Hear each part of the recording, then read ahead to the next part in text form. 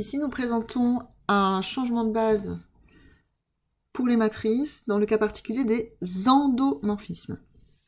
Donc, j'ai repris un petit peu la fin de la précédente note. Donc ici, je suis sur des notations assez fréquentes. Un endomorphisme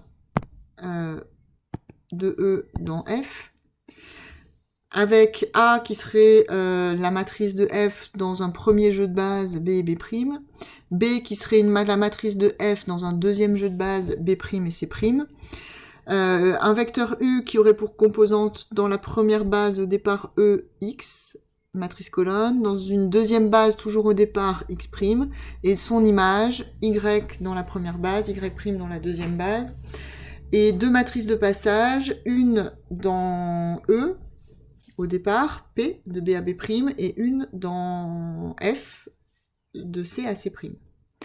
Donc, ici, si mon point de départ, c'est X', je suis dans le jeu de base B', C'.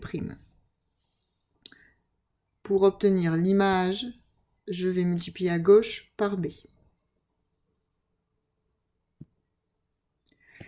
Si je choisis le chemin suivant, je pars ici, je vais là et je vais là. Donc je pars de X'. Le lien entre X et X', qui sont les composantes du même vecteur U, c'est une multiplication à gauche par P. Donc le vecteur ici, c'est Px'. Ensuite, je prends son image. L'image ici, c'est AX, mais du coup, c'est APX'. Et l'image ici, vous avez Y' qui vaut Q-1Y. Et donc ici, vous avez du Q-1 APX'. Donc, on se retrouve avec Y' qui est égal à Bx' qui est égal à Q-1 APX'. Et comme ceci est vrai pour tout vecteur X', vous avez que votre matrice B est égale à Q-1 AP. Ça, c'est la relation générale. Maintenant, si on est dans le cas particulier d'un endomorphisme. Endomorphisme, donc même ensemble de départ, même ensemble d'arrivée. Donc ici, on est de E dans E. Alors, généralement, on pourrait prendre une base B quand je suis au départ et une autre base C quand je suis à l'arrivée. Mais bien souvent, quand on est sur un endomorphisme, on n'est pas trop vache et on prend une seule base, la même au départ et à l'arrivée. Par contre, ça ne nous empêche pas d'avoir deux jeux de base.